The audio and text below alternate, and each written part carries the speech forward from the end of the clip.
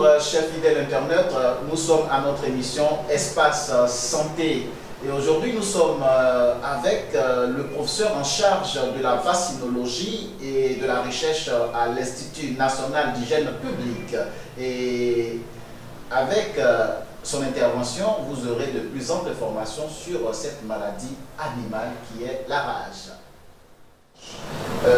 Professeur, est-ce que vous pouvez quand même nous définir cette maladie-là? La rage, c'est quoi pour un profane qui ne maîtrise pas la rage? D'accord, merci beaucoup pour cette question et pour le sujet aussi parce que c'est un sujet important pour Waké. Je dirais comme ça, la rage, c'est une anthropozoonose.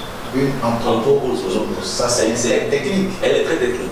Et quand on dit une zoonose, c'est-à-dire que c'est une maladie, c'est moi dans le règne animal. Tout à fait. Anthropo, il y a référence à l'homme.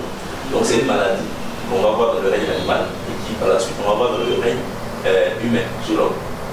Donc cette maladie va se manifester par une atteinte du cerveau et de la moelle épinière. Tout à fait. Donc laquelle en médecine, on va dire une encéphalomyélite aiguë. Donc c'est une manifestation qui va atteindre le cerveau et la moelle épinière. Voilà. Okay. Donc, quand je dis anthropozoonose, c'est que généralement, l'homme est contaminé de façon accidentelle. En réalité, ce n'est pas une maladie du règne humain, ce n'est pas une maladie de l'homme. Tout à fait. Donc, c'est de façon accidentelle que l'homme va se contaminer. Et comment ça se fait accidentellement? Ok. Accidentellement, l'homme va se contaminer à partir des morsures d'animaux. Et il s'agit généralement des animaux à sang chaud. Quand on parle d'animaux à sang chaud, on fait la différence entre les animaux à sang froid, qui sont les reptiles. Voilà, les reptiles, c'est le serpent et tout ça. Mais les animaux à sang chaud, c'est généralement tous les mammifères. Mais dans nos contrées ici, l'animal qui prédomine, c'est le meilleur ami de l'homme, qui est le chien. Le chien. Voilà. Et donc, généralement, dans plus de 90% des études, c'est le chien qui est le premier vecteur de rage. Parce que le chien, il est à la fois réservoir, c'est lui qui regorge le virus, et aussi, il va transmettre à l'homme, d'où son rôle de vecteur. Donc c'est par le chien que l'homme est contaminé en réalité. Tout à fait. Voilà. Professeur, est-ce qu'on peut avoir l'origine de cette maladie-là? On ne peut pas du coup parler de cette maladie s'il n'y a pas d'origine. Ok, d'accord. Si on doit parler d'origine, comme je le dis, c'est une zoonose initialement. C'est-à-dire que ce sont les animaux qui ont cette maladie. Tout à fait. Et donc l'homme, de façon accidentelle, à partir d'une morsure, ou même d'une griffure, ou bien d'un léchage. Parce que quand on parle de rage, c'est un virus. Et le virus se retrouve dans la salive du chien, ou bien de l'animal mordeur. Dans le sang. Dans un premier temps. C'est-à-dire que vous parlez de contact avec l'homme.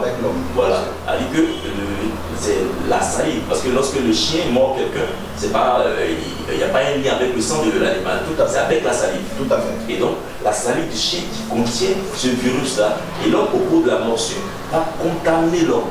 Et donc, il peut s'agir tout simplement de quelqu'un qui a une plaie, une excoriation au niveau de la peau, et un chien va lécher simplement la peau. Et le fait de lécher la peau, étant donné que le virus se retrouve dans la salive du chien, alors il va contaminer la personne. Ou bien même, comme on le dit, la griffure. Parce qu'un animal qui est enragé salive beaucoup. Et donc, comme elle salive, la salive va se retrouver parce que le chien va se gratter, comme on le dit. Et donc, la salive va se retrouver au niveau des griffes du chien. Et donc, si ce chien-là vous griffe, il va inoculer directement le virus. Voilà, alors. Là, vous êtes en train de parler des pistes de constat quand un chien est déjà contaminé. C'est ça, parce que vous avez parlé. Il bave beaucoup. Tout à fait. Il n'y a pas d'autres symptômes. Après, ok, d'accord. Il y a généralement plusieurs symptômes. Là, c'est au niveau de l'homme. Mais bon, je veux parler au niveau de l'animal. De l'animal d'abord. Généralement, dans nos contrées, les animaux, même comment ils vont se contaminer. Avec le chien, j'ai un chien. Pourquoi le chien va se contaminer? Généralement, raison pour laquelle dans la lutte contre la rage, vous allez voir qu'on va tenir compte de 3 facteurs. Le facteur environnemental, le facteur animal et le facteur humain. Donc, le chien, généralement, vous allez voir que c'est au niveau des endroits un peu isolés. C'est-à-dire que dans les courses, dans les villages ou autres. Donc, les chiens vont aller au niveau de ces... Il y a des endroits où on dépose des ordures pour aller manger et ils peuvent passer certains aliments de grosse. Tout à fait. Et donc, dans leur quête de nourriture, il y aura des combats entre eux. Et au cours de ces combats-là, l'animal peut griffer le chien ou blesser le chien. Et donc, ça va être la contamination de l'animal par le chien. Et donc, du coup, cet animal-là aura la rage. Alors que les animaux qui ont la rage ont un comportement. Vous voyez, ils sont agressifs, ils ont un regard qui est particulier.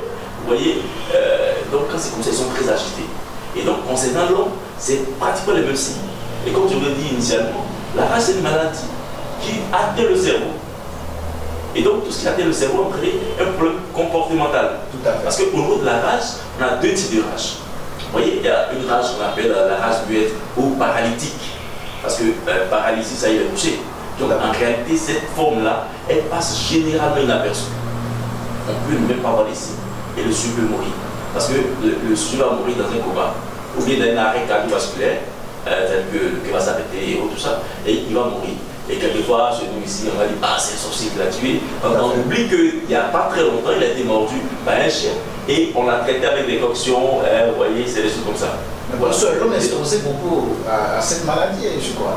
Oui, l'homme est beaucoup exposé parce que c'est une maladie que l'homme contracte à partir de son meilleur ami, qui est le chien.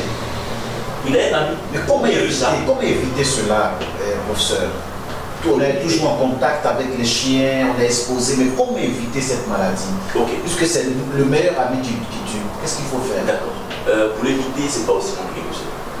Parce que votre meilleur ami, si tel est que vous aimez votre animal, qui est le chien, qui est le chat et autres, dans ce cas, il faut prendre soin de lui. Et prendre soin de lui, c'est le vacciner. Comme un homme qui prend soin de sa femme. Voilà. Tout à fait. Donc, il faut vacciner le chien. Et la vaccination du chien, elle se fait une fois chaque année. Une fois. Et même ce vaccin, je crois qu'il n'est pas aussi cher que ça, coûte à peu près 5 000 francs. 5 000 francs? Pour 5 000 francs meurent facilement. Et encore même, pendant la journée de la rage, très souvent, on réduit le coût à 2 000. Et malgré cela, plusieurs personnes ne peuvent pas. Moi, je pense que peut-être que c'est vous qui posez le problème. Peut-être que les populations ne sont pas informées, le fait qu'il y a des vaccinations et autres. Est-ce que vous menez une bonne sensibilisation autour de cette maladie, professeur? Parce qu'il ne faut pas flageller l'individu lambda, qui est un profane, qui est un maîtrisien, qui n'a aucune information. Est-ce que vous jouez pleinement votre rôle, professeur? Ok, je suis d'accord que vous nous dites qu'on ne joue pas réellement votre rôle à ce niveau. Non, mais c'est un peu comme quelqu'un qui paye une voiture et qui ne sait pas qu'il a lieu de mettre fiablement me faire l'entretien. C'est ça. Quand j'ai un chien, je dois me renseigner. Vous voyez, c'est un peu comme les populations. Ils ont une femme, ils ne savent même pas quelles sont les causes des divorces. Et demain, ils divorcent. Donc c'est un peu ça. J'ai un chien, qu'est-ce qui est bon pour mon chien? Qu'est-ce qui n'est pas bon pour mon chien? Et donc, dès l'instant que je connais tout ça, alors je prends la peine d'acheter un chien. Et donc, quand j'ai un chien, je sais que le chien doit manger. Je sais que le chien, il a besoin de soins. Et parmi les actions, c'est la vaccination. Vous voyez? Parce qu'en réalité, quand on veut mettre fin à ce phénomène-là, à ce fléau même qui est la rage, c'est la vaccination des chiens. Bien sûr. Parce que si on vaccine tous les chiens, et l'OMS même dit, même pas qu'on vaccine tous les chiens, si on vaccine seulement 70% des chiens, on va arrêter cela, ce phénomène-là. Arrêter cela. Mais aujourd'hui, qu'est-ce qu'on constate? On constate que les animaux sont errants dans la nature et personne. Là, on allait il y a des tests de loi. Oui, bien sûr. Vous voyez? On allait en arriver là. Mais bon, allez-y, professeur. Allez-y. Ok. Et donc, si déjà que moi j'ai un chien et je vis à ce que mon chien aille errer dans la boue, partout dans la nature, et que quand le chien estime que c'est mon meilleur ami, alors je dois faire en sorte qu'il reste à la maison, qu'il soit bien entretenu. Et donc, je fais ces vaccins. Parce que si je fais ces vaccins, il n'aura pas la rage. C'est parce que je n'ai pas fait ces vaccins et qu'un autre animal ou bien un autre chien l'a mordu, bien ça peut être un chat et autres. Comme je dis, c'est tous les mammifères qui peuvent transmettre la rage. Il l'a mordu, alors mon chien aura la rage. Vous voyez? Et donc, moi je vois que d'abord c'est la personne. J'ai un chien, je dois prendre soin de mon chien. Et aussi, ensuite, je dirais, pour éviter même que l'homme meure, si j'ai été mordu par un chien, je dois me rendre à l'Institut national de santé publique ou bien dans un centre de santé agréé pour voir quels sont. Bon, nous ne sommes pas encore arrivés sur les mesures. Voilà, nous ne sommes pas encore arrivés sur les mesures, mais vous voyez, la loi interdit la divagation des animaux, des bêtes. Ça, c'est déjà connu. Mais on constate qu'à Boaké même, il y a tellement de chiens dans la rue. Vous faites quoi? Est-ce que vous avez déjà mené une lutte pour que ces animaux soient battus? Bon, en matière de... Vous savez que nous sommes dans un état où c'est assez organisé, où chacun doit jouer son rôle. Tout à fait. Voilà. Vous parlez de sensibilisation tout à l'heure par rapport à l'INASP. Oui. En réalité, est-ce que nous, INASP, c'est nous qui devons faire ce genre de sensibilisation? Vous voyez? Mais comme on sait qu'on doit en partie de santé publique, la sensibilisation fait partie des moyens, bien sûr, on est obligé mais encore qu'il faille mettre des moyens à ce niveau-là pour qu'on puisse faire des sensibilisations, parce qu'une sensibilisation, il y a le coût et ce qu'on va mettre dans tout ça. Voilà. Et puis, pour atteindre cette cible, cette population, on essaie de faire des efforts. Et on profite très souvent des journées pour sensibiliser la population. Et quelquefois même, en dehors même de ces journées, on profite lorsque les personnes viennent ici pour sensibiliser. Vous voyez. Mais bon, le problème, si l'information ne passe pas, est-ce à dire que c'est forcément lié à l'aspect qui est responsable de notre structure? Je dirais c'est tout le monde. C'est tout le monde parce qu'une année, on a eu à sensibiliser. On a fait une bonne caravane dans tout le pays pratiquement. Et lorsqu'on est arrivé, par exemple, c'était à Podoko, et lorsque le maire, on avait fait des projections de films, lorsqu'ils ont vu un peu les comportements de ces personnes-là qui avaient la rage. Parce que comme je le disais tout à l'heure, il y a la rage muette, mais il y a la rage furieuse. L'autre cas de rage furieuse, qui représente 70% des cas de rage. Mais vous avez vu que le sujet, il a un comportement agressif. Il est très agressif. Parce que c'est, comme je dis, c'est un comportement, il est très agressif. Si vous le mettez dans cette salle, il va vouloir me sortir par cette fenêtre. Voilà. Parce que non seulement, autre signe qu'on a généralement pour le sujet qui a la rage, comme vous avez posé la question sur les signes initialement, je pense, voilà, autre signe qui nous permet de savoir que le sujet a la rage, je parlais de l'hydrophobie. Voilà, l'hydrophobie. Lorsque le sujet a la rage, ça dit qu'il a mis peur de l'eau. Et donc, c'est les signes qui nous permettent, nous, de savoir qu'un homme a la rage. Donc, il vient l'hydrophobie. Donc, tous les enfants qui se lavent pas, on peut dire qu'ils ont de la rage. Non, c'est peur. Quand c'est peur, vous voyez, quand on parle de phobie, c'est peur sans objet. Tout à fait. En réalité, il n'y a pas lieu d'avoir peur pour telle chose, mais on a peur. Mais on a peur. Vous voyez. Et donc, le sujet, il ne boit pas de l'eau, il n'en met pas boire de l'eau. Le fait de voir l'eau dans un verre, il va réagir. Vous voyez, c'est un peu ça. Et donc, il y a ce qu'on appelle l'aérophobie. Ce sont les signes importants de la rage. Et donc, le vent qui souffle le gène. Donc, si vous le mettez quelque part, il va se mettre à un endroit où, pour éviter le vent. Vous voyez, c'est les signes comme ça qui nous permettent de voir les signes. Oui, allez-y. Mais généralement, quand ces signes apparaissent sur une personne humaine, il est trop tard. Trop tard? Il est trop tard. On ne peut rien faire pour On ne peut rien faire. Parce que dans le cas de la rage, la prévention, elle prédomine. On a deux types de prévention dans le cas de la rage. On parle dans le cas de la rage, on parle d'exposition. Parce que comme je vous l'ai dit, ce n'est pas une maladie de l'humain. L'humain a été exposé par une morsure. Et donc, quand il a été exposé, donc le traitement, la prise en charge de la prévention, on va tenir compte de ce qu'il faut faire avant d'être exposé et ce qu'il faut faire quand on est exposé. C'est la vaccination. Bien sûr. Quand on est exposé, avant qu'on y soit, avant qu'on y soit exposé, on demande à certaines personnes de se vacciner. Mais cette personne n'est pas obligatoire, cette vaccination n'est pas obligatoire pour tout le monde. C'est-à-dire que si je n'ai pas été exposé, je ne suis pas obligé. Mais l'OMS recommande à ce que ces personnes-là, qui sont les personnes à haut risque, notamment ces personnes à risque dans ce cas-là, les personnes sont toujours en contact avec les animaux. Voilà. Si les exploitants forestiers qui vont aller dans la forêt, qui peuvent être en contact avec les animaux sauvages, qui les morts, il faut se vacciner. Et les personnes, par exemple, qui sont toujours en contact avec les chiens, les vigiles cynophiles, qui sont toujours avec les chiens, ils doivent se faire vacciner. Les bouchers, par exemple, et même les biologistes. Parce que vous savez que pour faire le diagnostic, on prend la tête de l'animal, on envoie au laboratoire. Et donc, en disséquant cette tête-là, le biologiste peut se blesser et se contaminer. Et donc, ces personnes à haut risque, qui sont considérées comme les personnes ayant un contact étroit avec ces animaux, il est préconisé de se vacciner avant d'être exposé, c'est-à-dire avant d'être mordu. Et quand on est mordu, là, c'est obligatoire. L'OMS recommande la vaccination à tous ceux qui ont été mordus. Professeur, dites-nous, est-ce que votre zone de compétence, qui est la région du Béquet, est-ce que ce n'est pas une zone à risque? Oui, le Béquet est une des zones en Côte d'Ivoire. Le Béquet est une des zones à haut risque. De rage, oui, de rage. Parce que chaque année, ici dans le Béquet, nous avons au moins 3 à 4 cas de rage. Parce que sinon, les données en Côte d'Ivoire depuis quelques années, depuis 10 ans maintenant, chaque année, on a au moins 20 cas de rage humaine en Côte d'Ivoire. En Côte d'Ivoire? Oui, 20 cas de rage humaine. Et sachez que quand je dis 20 cas de rage humaine, c'est des personnes qui sont condamnées à mourir. C'est clair. Voilà. Et quand on dit aussi qu'il y a 20 cas de rage humaine, en réalité, la rage est sous-estimée. Tout à l'heure, je parlais de la rage muette. Le sujet, il ne sera pas aussi agité comme l'autre. Il va mourir dans le silence. Et personne ne saura. Et personne ne saura.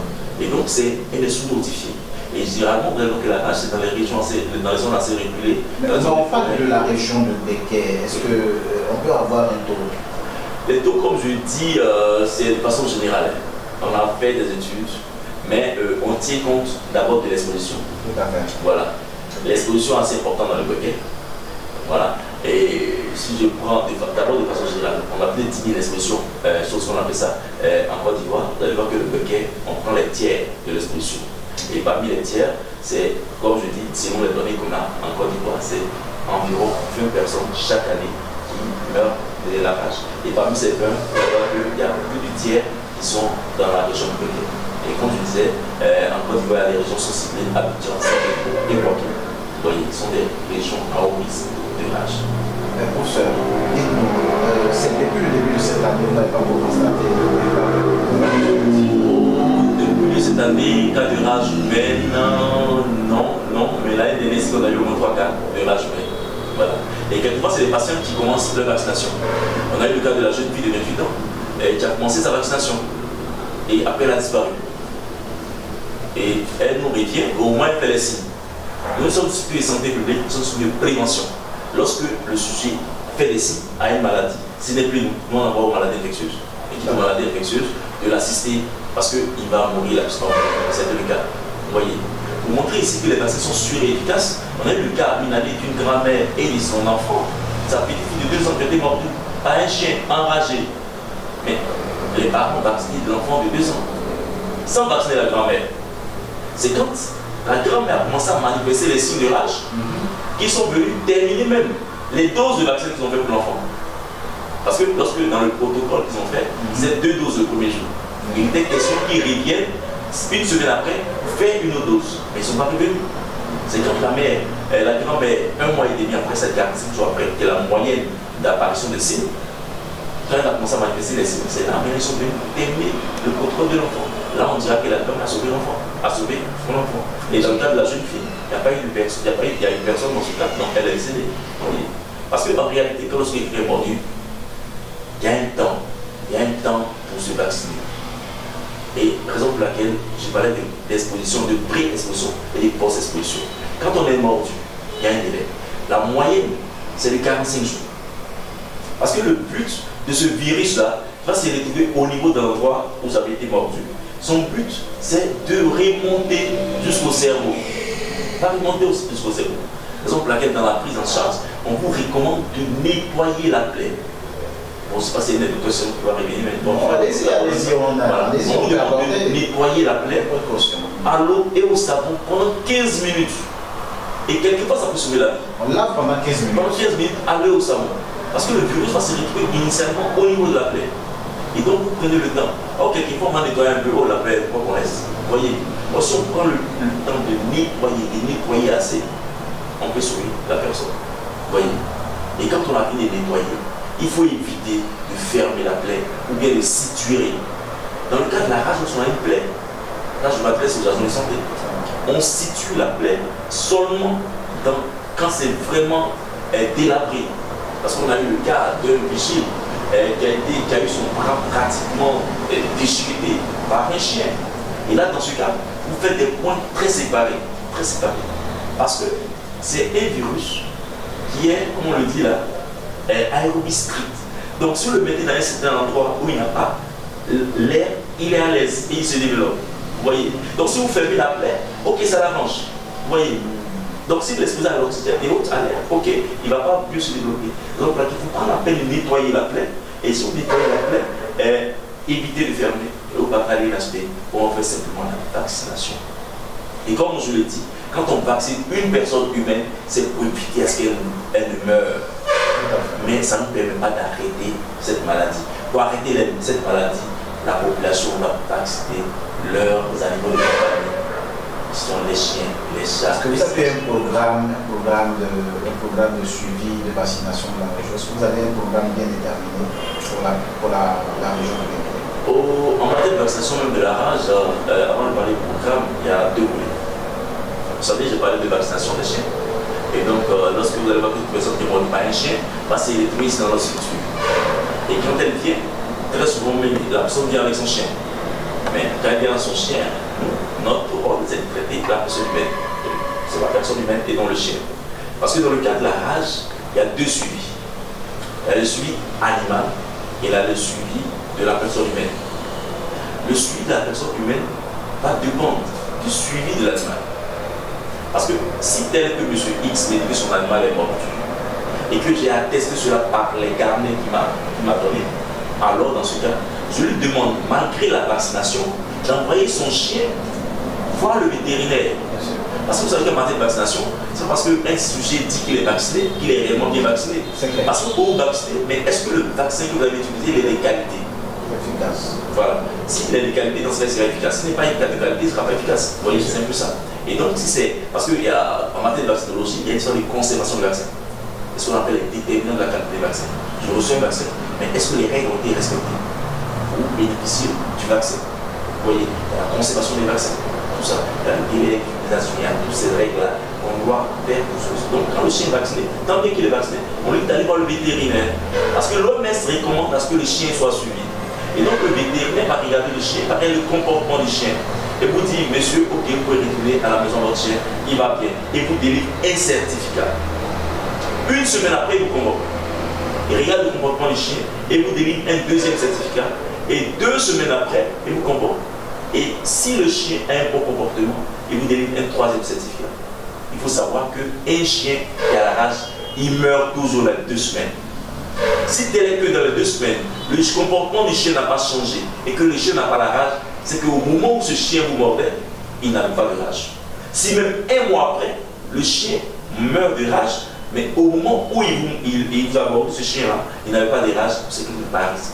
Dans ce cas, un tel patient, après ces certificats, si tous les certificats sont avérés normaux par rapport à l'état du chien, alors on n'a pas à vacciner cette personne-là même. On n'a pas à la vacciner. Mais quelquefois, le premier jour, on se dit, ok, c'est des personnes qui disparaissent, parce que nos taux d'abandon ici sont estimés à plus de 50%.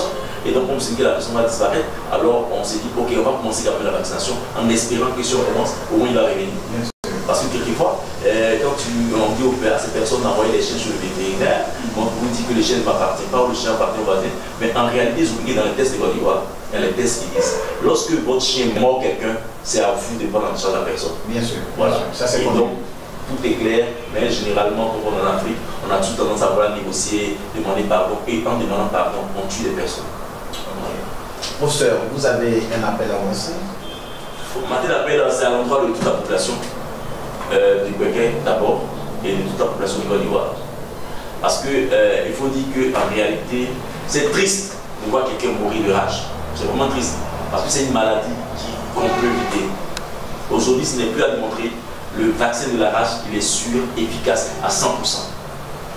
Et donc, pourquoi donc mourir? Vous voyez, il y a une année, on a reçu ici un étudiant de licence d'anglais. Mais qu'est-ce qu'il fallait dire à son père quand l'enfant avait déjà commencé les signes? Nous, on savait que l'enfant allait mourir. On envoie aussi acheter les morts. Et ça, c'est le mort qu'on peut éviter. Et c'est long parce qu'il y a une ignorance ou bien une négligence de la part des parents qui sont dit que c'est un chiot qui l'a mordu. Mais peu importe l'animal, peu importe la taille de l'animal, vous voyez. Et donc, ici, c'est pour dire à la population, si vous avez des animaux de compagnie, il serait bon de les vacciner. Et aussi, savoir que la vaccination n'est pas aussi chère que ça. C'est 5 000 francs l'année. 5 000 francs pour l'année. Et chaque année, vous devez faire la vaccination. Et au cours de cette journée, il y a une réduction du coût à 2 000 francs. Et je crois que cette année même, l'année dernière, il y a eu un financement qui a permis de vacciner plusieurs chiens dans le Béquet. Mais malheureusement, certaines personnes n'ont pas vacciné leurs chiens. Et donc, à l'endroit de la population, c'est pour vacciner les chiens. Et si tel que vous êtes exposé, vous avez été mordu par un chien, nous vous recommandons de venir faire vos vaccins à l'ENASP. Aujourd'hui, nous sommes dans le cadre d'un projet. On vaccine gratuitement à l'ENASP. On vaccine gratuitement. Et malgré cela, on a toujours des pertes de vue. La personne commence au vaccin, elle disparaît. Il faut savoir qu'en matière de vaccination, si vous ne terminez pas le protocole, le risque demeure. Si tel est que le chien qui vous a mordu, il a la rage, vous risquez de mourir de rage. Merci, merci. La rage est une réalité, ce n'est pas de la sorcellerie parce que très souvent quand on est mordu par un chien, on meurt, on est sur les sorciers. Alors que c'est vous-même qui êtes votre propre sorcier. Venez à l'INPH. Il y a des spécialistes qui sont l'INHP, merci beaucoup. Il y a des spécialistes qui sont ici qui vont vraiment vous aider à vous préserver contre cette maladie. Merci. Et puis, professeur, on se retrouve prochainement pour un autre numéro. Merci. Merci à vous.